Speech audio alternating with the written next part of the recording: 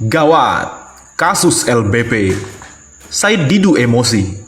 Jika dieksekusi, Jokowi berpotensi melanggar konstitusi. Turun atau diturunkan. Sebelumnya, Said Didu emosi disebut khianat. Tuding Prof. Henry Subiakto, penjilat penguasa. Mantan Sekretaris Kementerian BUMN, Said Didu berseteru dengan Guru Besar Universitas Airlangga, Unair Profesor Henry Subiakto di media sosial.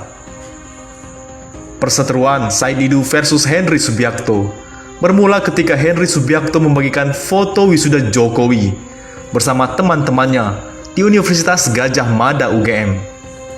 Siapa sangka, foto wisudawan Fakultas Kehutanan UGM di Baleirung tahun 1985 ini yang jadi Presiden RI ke-7. Hayo, di nomor berapa Pak Jokowi? Cuit @Henry Subiakto. Cuitan itu kemudian dikomentari oleh akun Twitter @kadargalang. Ia meminta teman seangkatan Jokowi ikut membagikan foto lain Jokowi saat wisuda. Ayo, siapa yang kuliah di Fakultas Kehutanan UGM angkatan 80 atau seangkatan Pak Jokowi? Dan siapa di Fakultas Hukum UGM yang barengan wisuda bersama Jokowi? Pasti kalian punya foto barengan ramai-ramai saat wisuda tersebut. Jangan sampai ada prasangka negatif rakyat terhadap Pak Jokowi dalam hal ini, tulisnya. Said Didu lantas menanggapi cuitan @kandargalang. Ia memberikan kuis kepada teman kuliah Jokowi yang mengaku seangkatan dengan Jokowi. Kalau ada yang ngaku, hadiahnya sepeda atau kaos #manusia merdeka, kata Said Didu di akun Twitter miliknya. Henry Subiakto pun kemudian mengomentari berita tentang Said Didu. Ia mengatakan, sudah lama tidak percaya dengan mantan pejabat yang berjiwa khianat. Saya walau kenal baik dia, tapi sudah lama tidak percaya model mantan pejabat yang berjiwa khianat, kata Henry. Said Didu yang merasa dituduh sebagai pengkhianat langsung membalas cuitan Henry. Tuduhan Anda serius? Karena menyebut pengkhianat. Pak Henry ini yang dulu salah satu komisaris BUMN kecil ya. Maaf, saya lupa. Yang juga selama ini sebagai PNS. Tapi jelas memihak saat Pilpres. Ngakunya ahli komunikasi, tapi menuduh dari sumber berita yang salah. Kasihan mahasiswa Anda punya dosen tidak kredibel, kata Said Didu. Ia menuding Henry sebagai profesor yang selalu penjilat penguasa di media sosial. Ada seorang profesor yang mention di medsos hanya menjilat penguasa sambil menuduh orang lain yang tidak menjilat dengan julukan pengkhianat. Mungkin menurut profesor tersebut bahwa pengkhianat adalah yang tidak menjilat, tambahnya. Tak tinggal diam, Henry Subiakto kembali menanggapi cuitan Said Didu. Ia menyebut Said Didu tak bisa membedakan antara kata menuduh dan menilai. Kayaknya saya perlu kasih kuliah. Apa beda menuduh dan menilai nih? Ada orang merasa pintar, tapi tidak paham konsep menuduh dan menilai, atau berpendapat. Hukum bisa kacau balau, orang gak paham beda pengertian menuduh dan menilai orang. Tandas Henry Subiakto. Di lain sisi, jika laporan Luhut Binsar dieksekusi, maka akan menggerus indeks demokrasi Indonesia. Apakah itu artinya Jokowi berpotensi melanggar konstitusi, turun atau akan diturunkan? Langkah hukum yang dilakukan Menteri Koordinator Bidang Kemaritiman dan Investasi, Luhut Binsar Panjaitan LBP, kepada mantan Sekretaris Kementerian BUMN Said Didu dinilai dapat menggerus indeks demokrasi di Indonesia. Peneliti senior Institut Riset Indonesia atau INSIS, Dian Permata mengatakan, seharusnya LBP mengabaikan statement Said Didu jika memang statement tersebut merupakan tuduhan atau analisa miring yang tidak benar. Meminjam tagline KPK, jujur itu hebat. Jika LBP merasa bahwa segudang tuduhan atau analisa miring dari Said Didu tidak benar, maka baiknya diabaikan saja, ucap Dian Permata kepada kantor berita politik Ermol Jumat 1 Mei.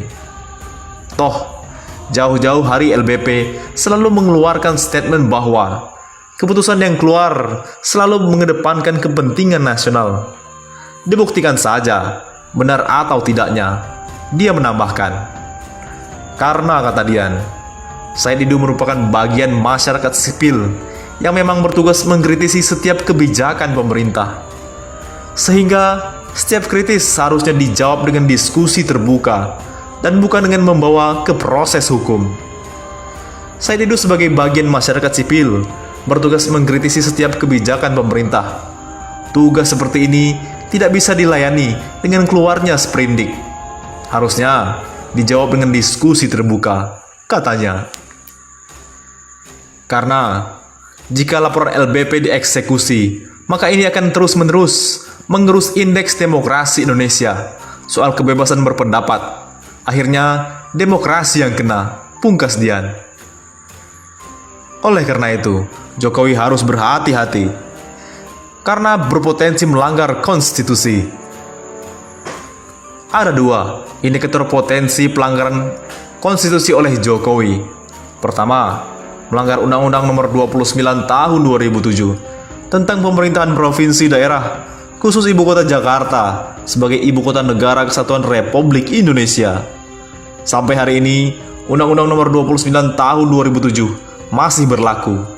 Pembicaraan tentang pindah ibu kota negara yang berlokasi di Panajem Pasar Utara atau Kutai Kartanegara, Kalimantan Timur, tentu saja melanggar Undang-Undang Nomor 29/2007.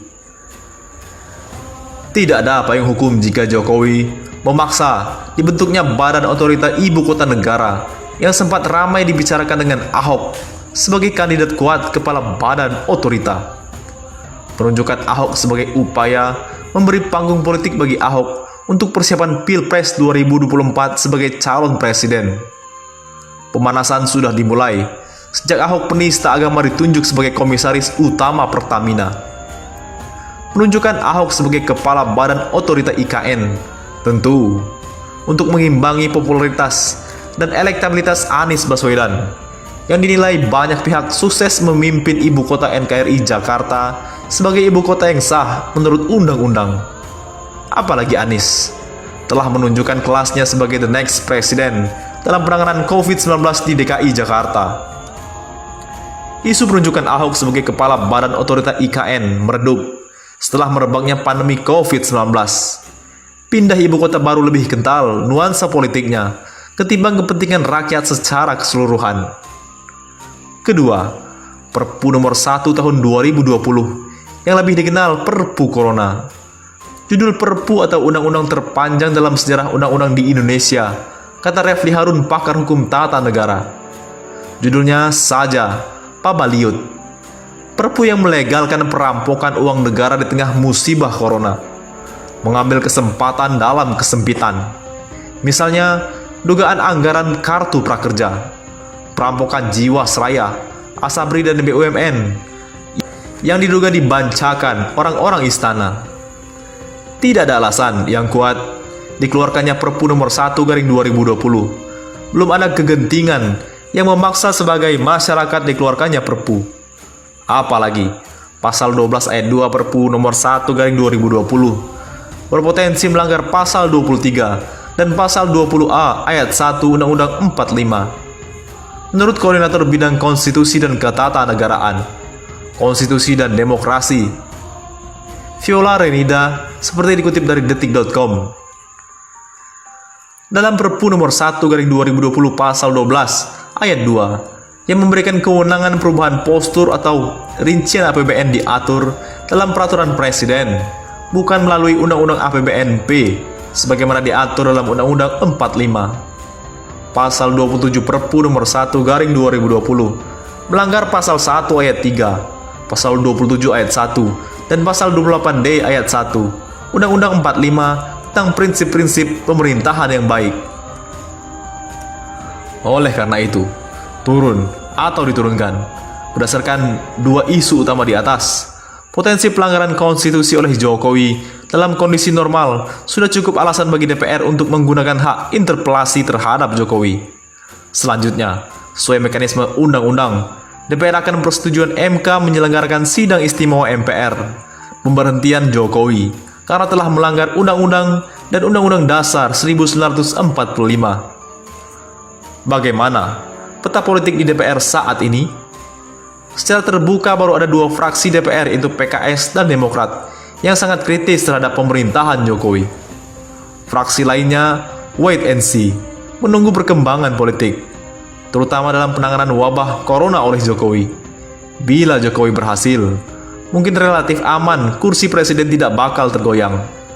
Tentu saja dengan syarat tidak terjadi gonjang-ganjing.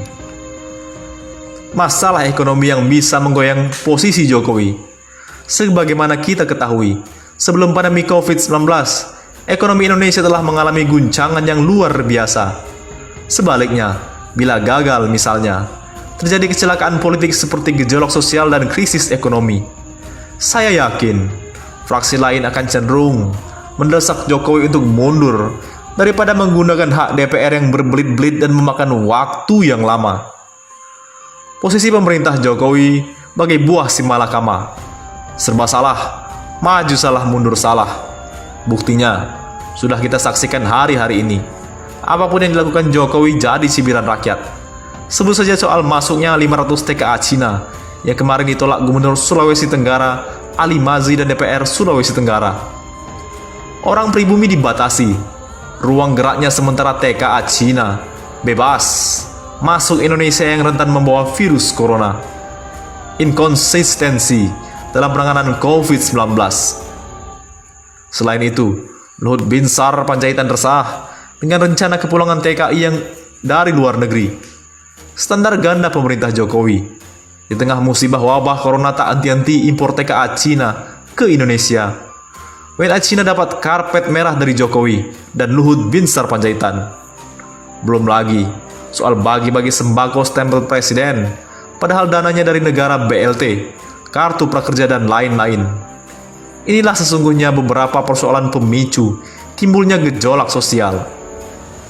Suasana hari ini bagai suasana tahun 1960 hingga 1965. Bedanya, sekarang TKA Cina banjir ke Indonesia.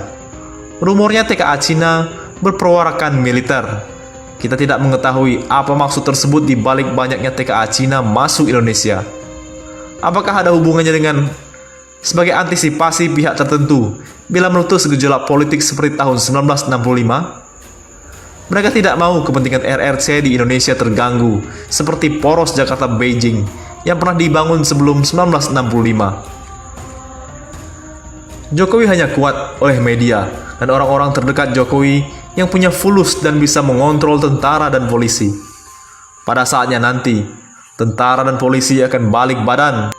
Disinilah kekhawatiran kita dengan hadirnya TKA Cina. Jokowi dan Luhut Binsar Panjaitan sebentar lagi akan merasakan gejolak sosial yang tak dapat dibendung lagi, yang berujung bergejolak politik yang berdarah-darah. Bagaimana menurut pendapat Anda?